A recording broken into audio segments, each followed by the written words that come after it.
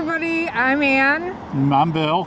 And we're here in Hilton Head, and we are coming here because we need some continuing education for our auctioneering license. And I'm wondering, how many of you have thought about auctioneering and what it means? So let's talk about it in detail a little bit in this video.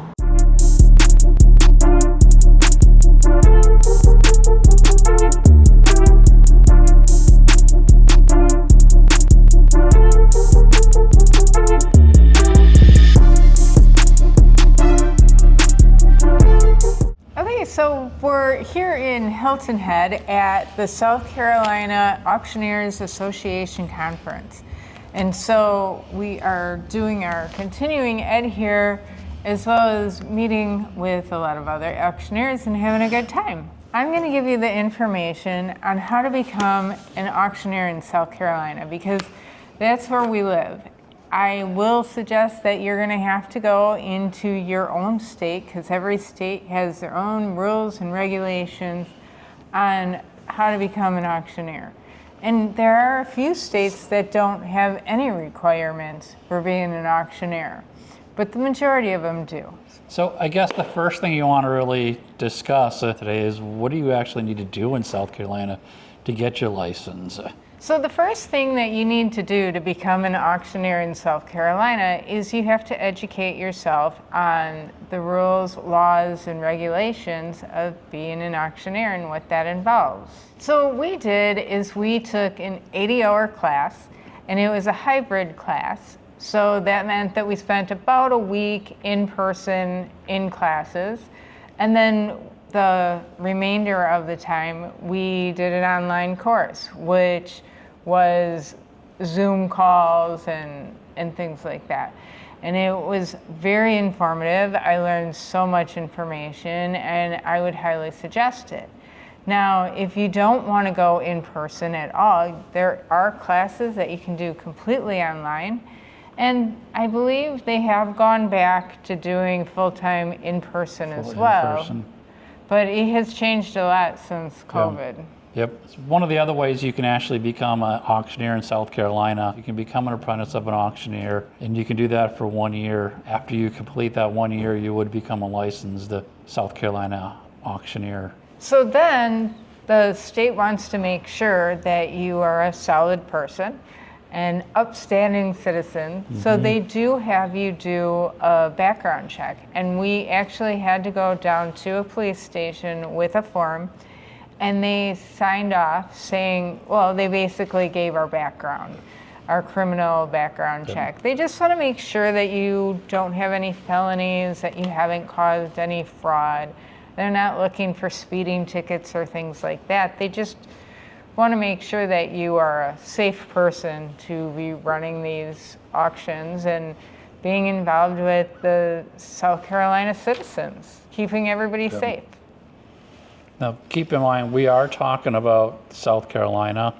Every state has their own licensing policies, and there's even some states that don't require a license to be an auctioneer. I always recommend to check with your state to see if you do require to have a license in your state, and what you would need to actually accomplish in order to get that license. What are the steps to be able to do that? The state also wants to make sure you send in a copy of your driver's license or state ID, passport, things like that, making sure you are who you say you are. They want your social security card, a copy of that as well. There are a few things you also have to get notarized. You have to get a notarization of lawful presence. You also have to get a notarized statement about your escrow account. So when you become an auctioneer, you actually do need to set up an escrow account. In addition to this, they want to make sure you put a 2x2 passport photo on the application. If you've been married, or if you change your name for any reason, you are also going to have to add that certificate along with your application. So along with your class, your graduation, your certificate, diploma from your class, and or your signed notary from your apprentice that you did do the full year, you also do have to take a state test for the auctioneer licensing in South Carolina. That is actually done by a contracted company from the state. They do the auctions, they do the realtors. I think there may be a couple of other tests that you have to do on there. So it's a controlled environment. You set up your time, you go in there, you take the test, and 2 days later you get the pass or fail notice whether or not you've passed or not. So all of this needs to be put together, and it does take a little bit of time and a little bit of effort. And a little bit of money. Yeah, that's what I was going to say next. They do require a fee that goes along with that. So yeah. The best way is if you can get an apprenticeship, because then you don't have to pay for the fee for the school too, because the schooling's not it's not super expensive, but it's not cheap. I mean, especially for both of us, we had to both pay for the class. So. Yeah. And it does depend. I believe the online classes are a little bit less expensive than the in-person classes, but there is still some cost to it. Yep. We came to Hilton Head because we get to go to the association conference. And the association is a great thing because they actually will pay for your continuing education, and you can come to the conference and for completely free and do the continuing education. Or if you want to be involved in some of the other activities like the lunches and dinners and banquets, then there is a small fee. It's just paying basically for your meals. And even though it's South Carolina and Hilton Head, it's still kind of cold down here. Even for a northerner like me, it's a little chilly. But there's still people down by the beach. Ugh. Yeah, I mean, we're from Wisconsin originally. We moved down to South Carolina a couple years. Oh, we've been down here for about 13 years now. Yeah. But I'm sorry, it's cold. I'm looking at them right now out in the water here coming back, and I'm thinking they got to be from Alaska or something. They're not around here. Well, in Wisconsin, No I'd way. see people wearing shorts, but not me. I yell at them. It's cold. That's cold. But the other neat thing about coming to the conference is you get to meet other auctioneers. You get to have questions answered that may have been bugging you for quite some time. Yeah. We've also can discuss different opinions about things and see where the auctioneering business is going, what we feel like it needs to happen in the field. You can also build referral systems. Yep. And I'll tell you, the auctioneers are probably some of the friendliest people that we've met out of anything that we've done so far. They have, every single time we come to an event like this when we were in school, come to this continuing education, they are just nothing but helpful. I mean, we're filled with people's cards for if you need help and they want helping you get started or whatnot. They are a superb bunch of men and women. Yeah. Well, and the neat thing too is if you are just getting started or you want to grow your business, they're from all over the state of South Carolina. So if they hear of different business in your area, then they're more than happy to send it your way. And if we hear of business, we're happy to send it their way too. There's even people here from the National Association of Auctioneers, which is the U.S.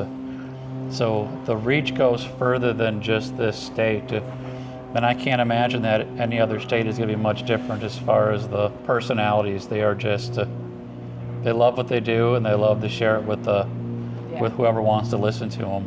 Another benefit of coming to the conference is there's always different vendors and things like that.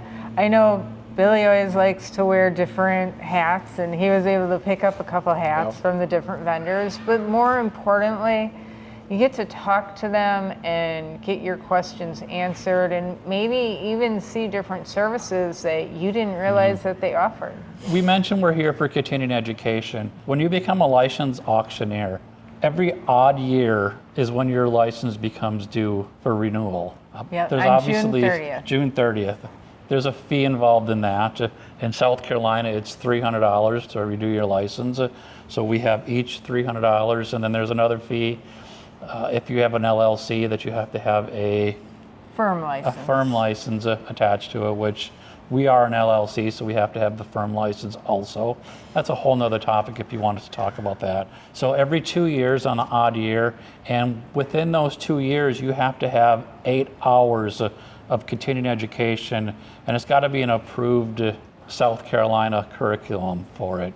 So they do several smaller ones throughout the year. As far as at some of the local auction houses, they'll actually have a get-together, guest speakers there that will actually count towards your continuing education. And this year we decided to just come down to Hilton Head because we can get it all done in 2 days. It's a Sunday, Monday conference, and they had speakers on real estate because there's auctioning and real estate is actually getting fairly large, where people are opting to auction off their house at real estate, sell their house at auction instead of just having a realtor come through. And there was a couple of other topics that they spoke about. There was topics about growing your business, good customer service, legal information, all different topics, and they were all very interesting. I don't think there was one topic that I can say that I didn't get anything out of. It definitely kickstarts it gets your juices flowing. It gets you excited about auctioneering. We haven't done a whole lot with our license as far as doing live sales. We've done a couple of online auctions, and we've always been part of the auction industry, if you want to call it, going to auctions and whatnot, and that. And within the last 2 years, we've been thinking about expanding into the auction, doing live auctions.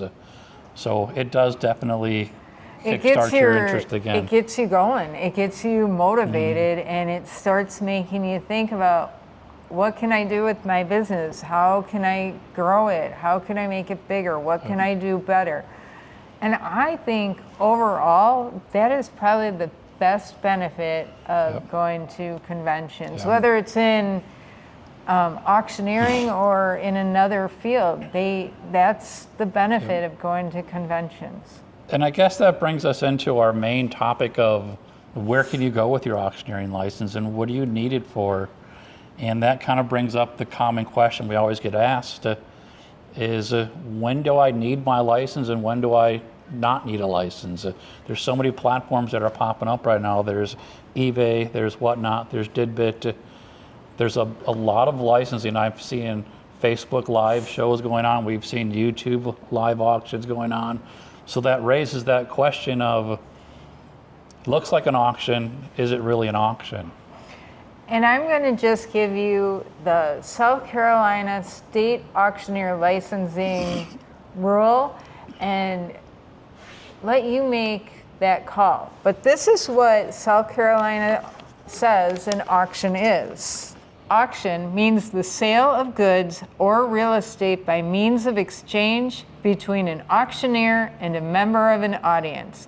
The exchanges consisting of a series of invitations for offers made by the auctioneer, offers of members of the audience, and the acceptance by the auctioneer of the highest or most favorable offer. So what does that mean for you? Do you need a license or do you not need a license if you want to sell online? I'm going to tell you this is my personal feelings on it. I'm not a lawyer again, but I'm going to tell you how I interpret it in my state. You needed to look into your laws of your state and decide how does it apply to you.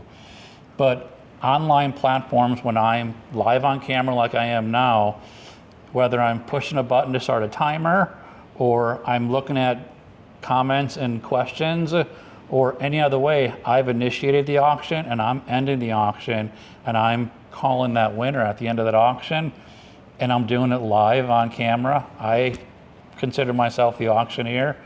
I do believe I need a license for it, and I will have a license, and that's why I'm coming here with my continuing education. Yeah. But it's on you to decide how do you want to interpret it.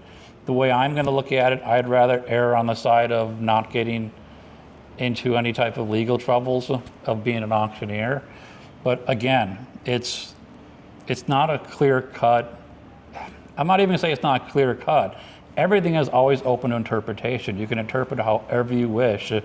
I would just encourage you to interpret it on the side of caution. And just go ahead and do it the proper way, because then there's no question. Nobody's going to come after me and question me on whether or not if I have an auctioneer's license or not, regardless of where I sell, because I am following the legal statutes of it. And to me, I just feel as if it gives me more avenues. I can do a house auction. We could actually have our own auction house. We Yeah. can sell online. I can sell wherever I please, auction style, and not have to worry about it as long as I'm following my guidelines as a legal auctioneer. Well, and also with being a legally licensed auctioneer, it has given us this great weekend, this opportunity to network Yeah. with other auctioneers, people who take their business serious, who want to grow their business, and they all want to help each other. So, And it's the thrill of the hunt.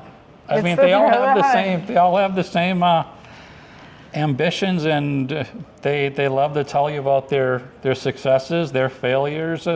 You can learn from them, and they all have that same. They all want to find that Rolex or that $1 million property they're going to sell. We're all after the same thing, and it's pretty exciting. and everybody supports everybody and is encouraging everybody to grow and win. So one thing that we did find interesting, a topic that came up at the convention this weekend, was with this industry, we want to share it with more and more people. And so the association is looking at ways to inform people and encourage people to join us in this adventure. And so there's going to be different programs, but I invite you to reach out to us if you have any questions about becoming an auctioneer. Yep. And we will do our best to answer those questions. And if not, we'll hopefully lead you in the right direction. Yep. They're really trying to, they're expanding, and they're trying to get a lot of the younger generation into auctioneering. Anybody who's got kids in Boy Scouts, I've been told that there's a Boy Scout badge for auctioneering. Yeah. So put that in the comments and tell me if that's in their book. I'd really be curious to find out if they do, and even more curious to find out how they're doing it. I would love to see what the process is for them to get their auctioneering license. If they do little mock auctions or whatnot, I think it'd be fun. Yeah, I would love to hear your experiences with it too. Yeah. I would love it. And we don't have the chant down yet either, so just so you know, the 1 bid, 2 bid, 3 bid, 4 bid, we're just, you don't have to have that, but we don't have it yet. This is our reselling adventure for this weekend, and we wanted to share it with you, see if you guys had any questions or if there's anything we can answer about it. I'd love to hear any reselling adventures you're having as well. So stay tuned for other videos, and don't forget to comment and subscribe because we are full of adventures. Might even be some future online auctions too, you never know. Anyways, happy reselling.